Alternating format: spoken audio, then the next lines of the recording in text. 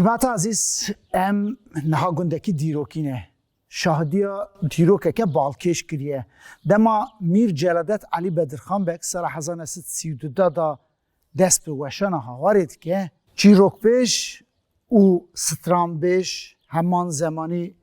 بلورجان نافدار احمد فرمان کی لوی گندی دجی سرخطی گنده میوجو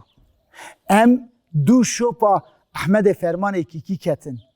سترام بیج هواری دنگ بیج هواری چیروک بیج هواری ام هاتن مالا برازیوی اپ کمال اپو مالا تا 1000 جاریا و تا دری خو مرا وکر بلا پیشی تماشاوانی می ده ناس بکن دو رام دو شوپا رحمتی احمد فرمان کی بکوین کرم که بابا از كمال حجي كمال لاوي حجي سعيد حجي سعيد لاوي ملا علي لاوي فرمانه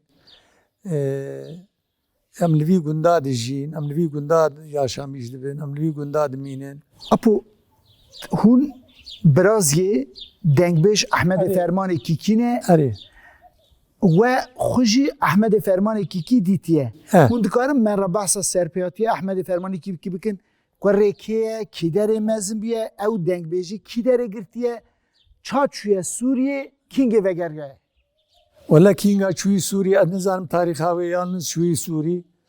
دنگ بیش بو انسانا کی اب سه کلامه عبد الله زيني بيجي عبد الله زيني ندي بو لبلا بيوي كلامه عبد الله زيني وي قاعده اللي داني بو دلاله بريه ايوي بو اوي شيكر بو يعني اوي دوري شي عبدي اوي دنگ بیجه کی ولو جهاتي بو يعني دنگ بیجه کی وشيروكي دنگ بیجي مشهور بو شو شامي جم جلال الدين بدرخان پاشا لوی درایا کا 30 سالي کا 20 سالا لوی درابو لجم هبو جم جلال الدين بو اب هوارجي حياتا ويد بيجد هواري دي قال حياتا ويد كي جلال الدين دكي جوي درایا روكي والله هاتي سوري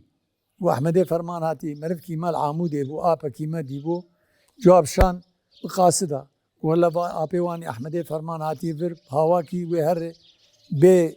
مويجو بي گنده خو مالاوي الكوب زاريو الكوب ويبغي زاريو ابا كيما ابو جير قوت مسافه لاوكيج الفراي شو سوري او اني شبكه الفرما باهولاوي بيربو بلوراوي هندري باهولاوي دبو شبكه دال جمع ما رابو شاغي اوتوبوس هبو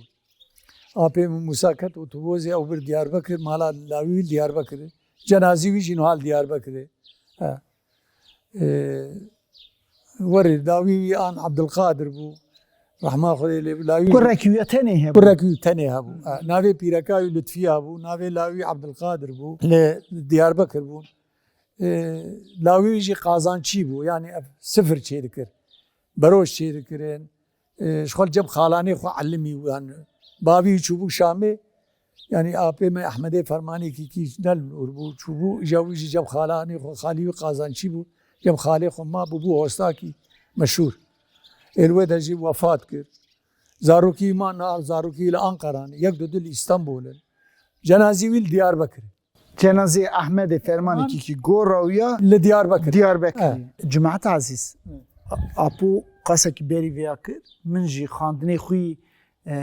هواری دا دبیجه که دم سال 1932 دا اپو اري جلادت جماعت خوی شامی را دبرسه دبیجه جماعت قالوا قد بيجك تشيروك بيجك قول بيجك تنه از جي بگرم و بنویسینم قدری جمیل پاشا زاده قدری بگ دبیجه که ولد بيجه اوجي سرگوم بو اوجي سرگوم دبیجه دنگ بيجه دیوانا می نها هاتیه گنده سر سینوره میوجوه ایواره که جلادت روم دو جلادته لی جلادت شامی رید کوته ده خورتاد ده پی خو بنخطه ده سرخطه نیوه شوه ته و حوشه جماعت عزیز ته و داره و داره احمد فرمانی کی دخه ده بجه احمد زوجی بو جنزار بو کرویجی پچوک بو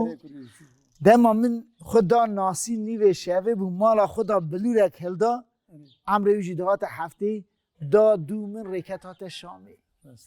ایجا دما جلادت دمره ادی 20 چند سالا و در شام جم جلاده ده شو وارد کوته وی گندی دماته بیراته آپته یکی چابو قوی شوی سرا کی در بو میوان ورا بلور لیخس قبح تشتکی نکرد لبلوري نخس يانس جي سؤال ذكرن تشاوي تشلوي صحتات فلان تلجم كيبود تحيانها ما بيركات دقريا لاوي تدقو بافكي ما هي لتشولي يعني قالا فيها ويجهر ذكرن لقوا قسمت بو الورجي جي مخوش بو وجلال الدين جلالت جي ازبرا ندام يعني صبرا ما بهفدهات ويتقو تو هر ازيجي هر ازيجي بدر كده هر بخوده با او چو اجیب و امام اجیبا هزات مزیار جمله خو نبی اپی موسی بو رابو او خص اتوبوزه بسیاری به حسب بر قضیه و وسایت حق واستن نبون جبر تقصي وجيبي تنبون حيوان هبون الحيوان اكر بر قزل تبا الاتوبوز يكر بر مدي بر ديار بكر شفكه دا ابي من ورما هات اولورا هشت هات جانا باوي مدشور جام آپی من شو درجه موان وفات کرد و در لاوی ویل وربو پیرکا ویل وربو دو درا وفات کرد خدا حیا چون دفناوی جی یعنی وقتا باوی موان چون آپی موان چون دفن جی کردن چون تعزیه وی جی سه چهار و جامان و هات گلو دنگ بیجی و بلورجانی جم بردست کیهم بو جم کیهم شوان پزیوان هبو خودی پز بو و شاغی مادیت حیوان بو پز بو اكثر يجي بالورفان لجم هيك شفان بتعلمن بالورفان كي وري خشبو يعني بالوراوي هبو ودنگ بيج بوجي دنگ بيجك جي والله مدي انسان تقول لميردي قصري بروتا جوان تقول قصري بروتا انسان يقولوا غير مسلم بون ليه بون قصري وان بلندن حاله جي مشهورا نبي مالات ابو قصرا بروتا كاج نافي وان وري بو تقول قص بروت لوي درايا قود استرا تابي جمعيه تابي يقول كيدا باياجي لكيدا بارونشتايا قو جماعتاي يفردبو جماعتاي يفردبو دوراي بتحويان قود استرا وجا كاروان دشون ديار بكر ودهاتن كعنيه كيجير بك عنيه عمراغا 15 كيلومتر جميردين ويدي انا الرياوي جبر قطاندني ريج اسفلت درج نربن وكاروانا وتقو فايا دنگي احمدي فرمان الدستري دنگي ودشوي درايا بردنگ بيجبو دوري شي عبدي وي تشيكري اف كلاما دوري شي عبدي وعدو ليوان ما اخيزا ابراهيم باشا ودلالي بري وي غوتي واف كلامي عبد الله زيني ذاتا وي قش قاعده وي ليدا وي لي تشيكري انسان كي وريبو جماعه تشيبو لكي درون اشتايا جماعتاوي بردبو والكي دا مدي باوي مدغو كالكي موان اجي هاشتم كالكي خو والكي درون اشتايا جماعتاوي بردبو وانساوي هبو هم تشيروكي هم دنگ بيج بو هم بلورفان بو انسان كي وري نها في داري جلادت شد بيجي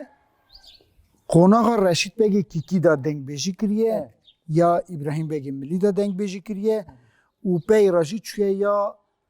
مالا جمیل پاشا دا دنگ بيجي كريه او رشید بگی کیکی کیه معلومات رشید بگی گربش که نها چیکی ولورن گربش که نه رشید بگی گوتن رشید آنها زاروی تورنی وان لگربش که نه آغانه آغی کی کانن بله آغی کی کان سارخوان ابو لوان سارخوان وقت چی که جهف رازی نبون فلان و بیوان عزل کرن او جنو حال دی چون منطقه دیر که او سارخوانا لابو بانا سيد عراقي هاتبون مالا رستم جوار دبيجي اوان آغاتیا کی کان وان کری کی کان جی نوها 13 چیکوی هنه نجارة هنه رماكا هنه سمعيلا هنه علي خاني هنه مومكا هنه تشتي وري 13 عشيرة كي كان هنه آنها آغي وان آغي كي كان حالي حاضر حجي وداتي لاوي حجي فخري عبد القادر لاوي محمود لاوي تميي او تميجي جارك شركي خلا مالا پاشه و کیکان چه بو و دو حسب دبنوی هاتو کشت دو حسب و سلام کی ور مدافع عجیبو یعنی آغی چی که بو نه آغا کی ور پایه بو و تکت شر یعنی جدی بلا ملتی خواه شر جا حالا جوا آغاتیاوان دوام دکن لگربشکینه ناوی گود گربشکی عایدی خوساری نزیکی ما 10 کیلومتر ایوان نزی تیوی درا حجولات تم تیوی درایا جان هدوی تو آپی منه قالك جاري دبي تو آپی منه اجي آپی زاریه تمه و دی وکی جان هاتشنی وار بیجید به حجی ازوابکم درست يعني يا خشميشي دبي نابه ازبيم يا دبي يا نابه دبي تمام وقته واي وصد مالا مجي والبي دراي امجي با يعني كسكي غريب تنن امجش مروي هبن امجش زاري ابي هبن كسكي غريب تنن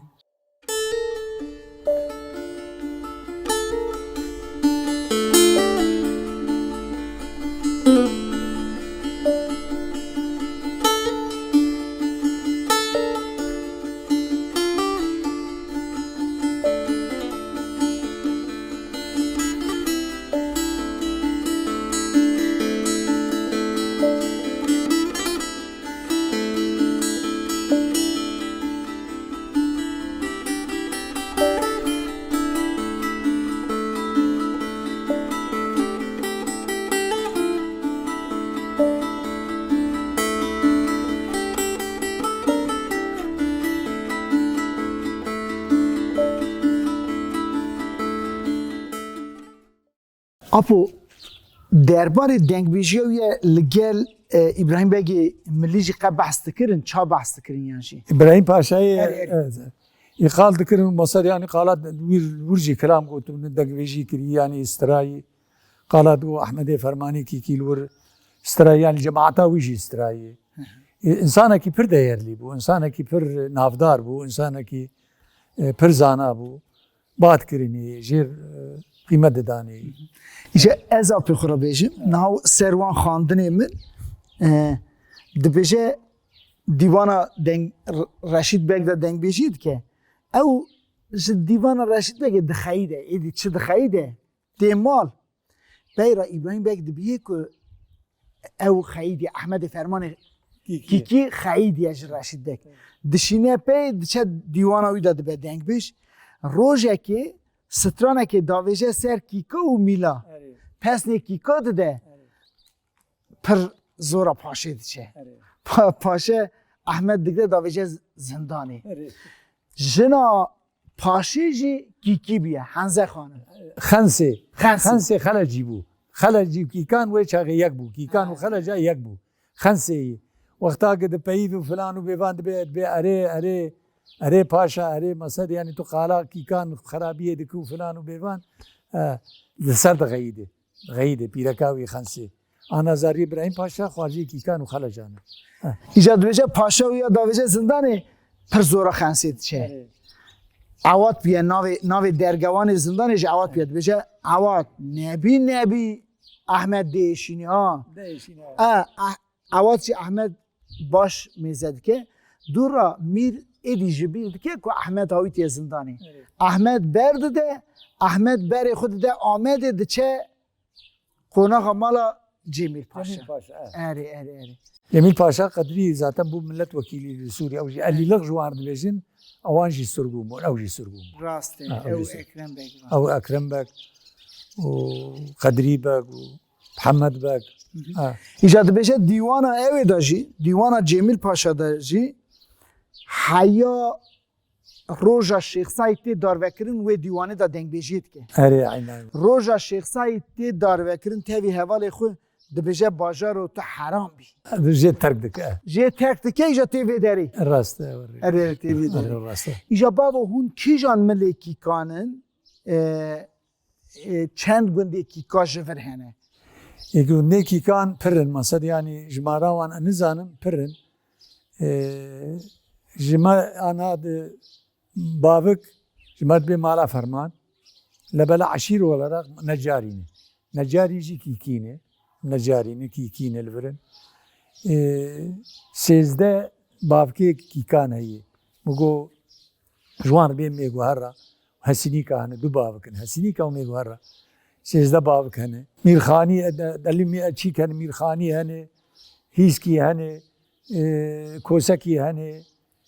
yani babık ayrı ne Ramaki hani Sarkhani hani Sem'eli hani Bavkê wan herkî ayrîn yanî gundê wan her bavkek jî sê çar gund be gundê wan e. Ya ku hûn zanin kîkî herî zêde kişan heremê dijîn vê derê yan cihêdinê bêtir kîkî dijîn. Li vir. Ana deştê jî kerxê heyî bê kerxa kîkan. Deşt heydî Diyarbekir li şetil eyn bê navê gund kerxê jê bê kerxa kîkan. Ew jî kîkî ne. Ka ji vir çûne wir, ka bi koçerî çûne, ka çawa bûne kerxê jî li menteqa Diyarbekir kîkan. Gelo kîka ji ku hatine vira apo? Kîka asasê wan kîkî li vir in. Ji ewiliya xwe de kîkî li vir in. Anha du sê cî hene li Sûrî jê bê qûça kîkan, jê bê kepezê kîkan, ev diyareke dirêj wek çiyakî jê bê kepezê kîkan. Ev çiya ji dunya wexta rast bûyê giçê bûyî navî wî bûyî kepezê kîkan. Eva niha çiyayê ana tulkî ser xênî ser dam xwaneyê dirêj bê kepezê kîkan navî kepez jê bê kepezê kîkan. Qûçek jî heye qûça celokiyê kîkan diçûn wir koçeriyê maddiyet wê çaxê pez bû diçûn wê deraya kesekî li ciyê wan nedibû xwedê ew ê biçanaya yanî kîkan ji berê dî ev de ciyê kîkan e. Gelo dihatin serhedê jî yani pez dewarê xwe dihanîn serhedê jî zozanê serhedê yan na. Serhedê jî dihatin serhedê jî ana hala jî derin serhedê derin Wanê derin Agrî derin çêre pez li kî de yanî çêra wî hebe derin. Hala jî derin Qarsê derin Erzurum derin xwedî peza. Stran û çîroka da pir behsa kîkan tê kirin. Erê. Kîkana xwe şêra carkê ana çîka wan navdara wan ev divê kîkana xwe şêra. Şêrek pîrek e keçik e şer dikin ew millan û filan û bêvan keçikê dibin. Keçik jî qey xweşik e beyan yanî îja kîkan bi pê dikevin ew ê keçikê ji wan distînin. İja navê wan jî dûr de kîkan xwe şêra dibêje. Dibê birê şêrê ew in yanî kîkanin. Ewan çû dike çi xelas kirin li destê wan. Xayê şêran e. Xwediyê şêran e. Xwe şêra bira bireyê şêrê yanî. Xwe bi erebiyê yanî bi erebî xwe şêra dibêje. Axû erebî xuşk e. Xuşk ne mesedî yanî bi erebiyê. Xuşk bi kurmanciyê xuşk. İja şêrê wexta werê talanê wan dixin û wan çî dikin keçik xweşik e dibe ev keçika jî em ê bin bira ji me re be. İja kîkan bi pê dikevin wê keçikê ji wan distînin. İja divê kê keçik vegeran divê kîkana xwe şêra. Malek jê direve dibe ji xirab filan malê êdin giş xwe şêra. Yani birê şêrê ne ha bira. Xwe manya birayî.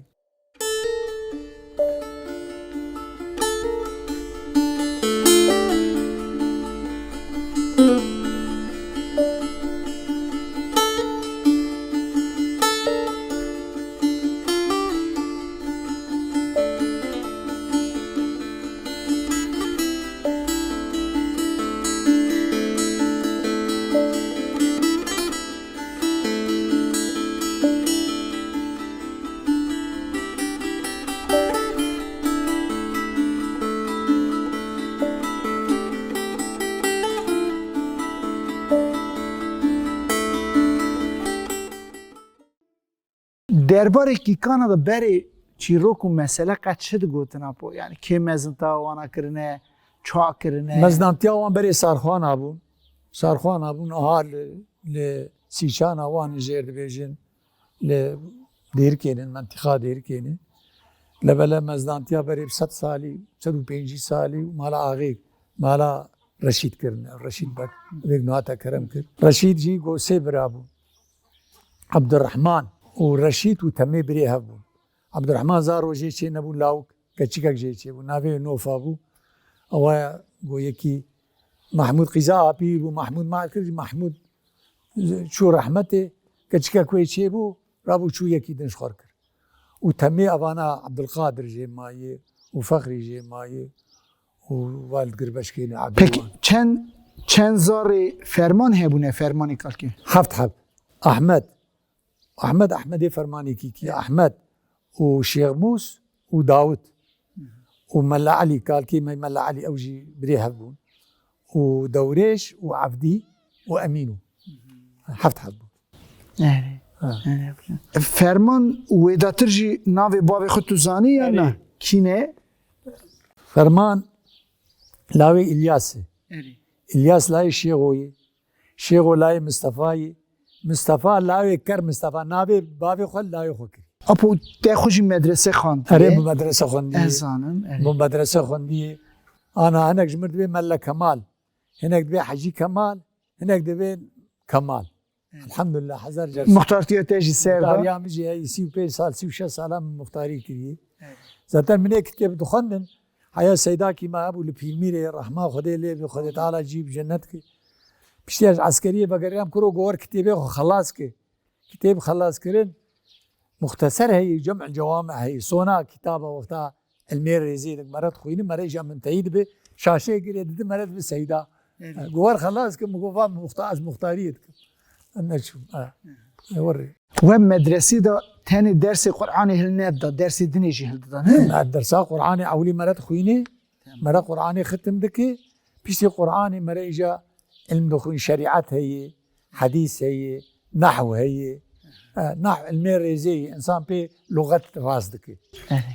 وك فتحه وكسره وفلان وبي لغه راس دكي شريعات جي شريعات بيخبر عليه الصلاه والسلام حديث وشريعات شاوا يلقر بيخبر ما تشويجم معراجك خد تعالى جير قلتي تي وابك افشل جير بين شريعات لقور ريسكا بيخبر عليه الصلاه والسلام وواجي الحمد لله حزار جار شكر انساني وكو مرض بيني كيف مرض زانك دنيا هي تجنى الدنيا يجيبوني درباسبون هي مرض انساني واراشتر مجي يازار مرض بيني خدي تعالى وزيادة بك ان شاء الله خدي تعالى صغرك صحتات خوش بدوه ان شاء الله واجی نها از خود دوی باوری دا مکو دما بدن خالق علم روح مروت سنه بدن که چه روح نامره دجی اره نها روح احمد فرمانی کی هفته چند سالا شون دا گازی مکر ام هلدان آنیم باته ایجا رحمه خواده 1000 جاریوی بکو بخیر او یا راستیش گلک چیروک و مسئله و دستان جوندابون خلاص بنا فو پکی از بیشم چیروک یانجی دستان کردای که هری بهتر سرته تاثیر کریه تو جه حزدکی کی جانه؟ والله تأثيراوي مصد يعني بريك وك انا ابي ما احمد فرماجي دنگ بيش بو بري تلفزيون تنبون تشتا انترنت تنبون اف تلفون تنبون دنگ بيش بون ساني دنگ بيش و چيروك و فلان دهاتن الف ليلى تقو حزار اف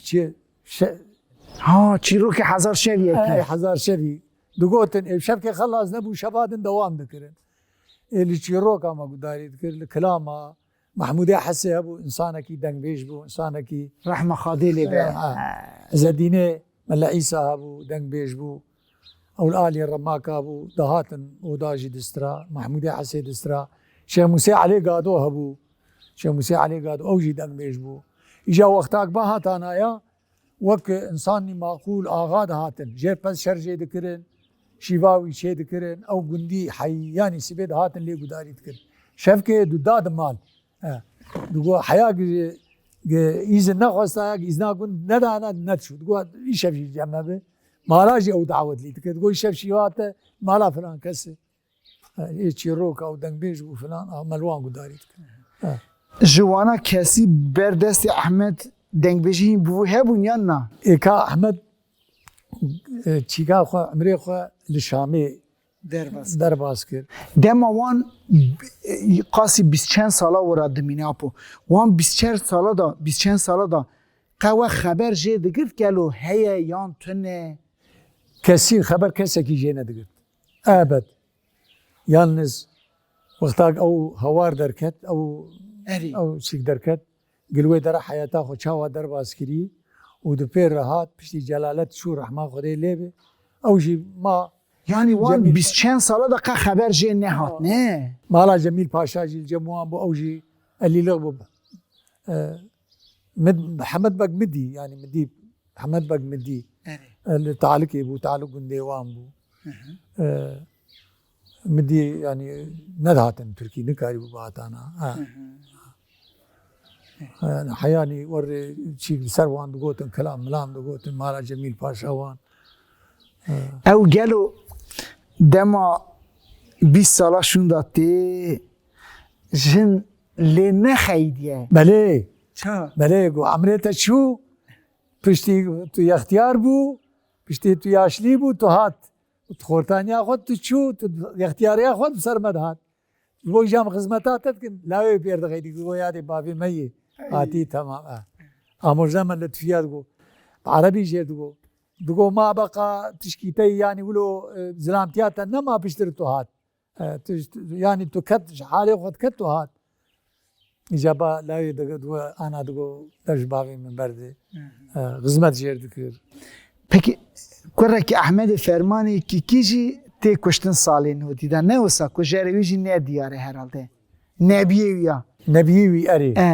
أري Navê wî ya çi bû apo? محمد بو Mamed. كشكا أبي ميجي جمو نافي بيركا ويصافي أبو أبي مني حق لبي دراهات خواويجي جملا يا أبي من إنه خواويجي بديلي كرنا بدو إجابات كشتن أو سببي كشتناوي مربي جناب أو هذا الدكانة خد بدكانة كويجي أبو لأمريكا أمريكا تشيكي أبو لور بيرسونالي وامبو لور مامور بو مامور يتاوي أبو لور بابي أو خصو درايا إذا دكانك جي تشيكر وش خره روجا سبت والأحد هذا هاد دكانة خد شغلي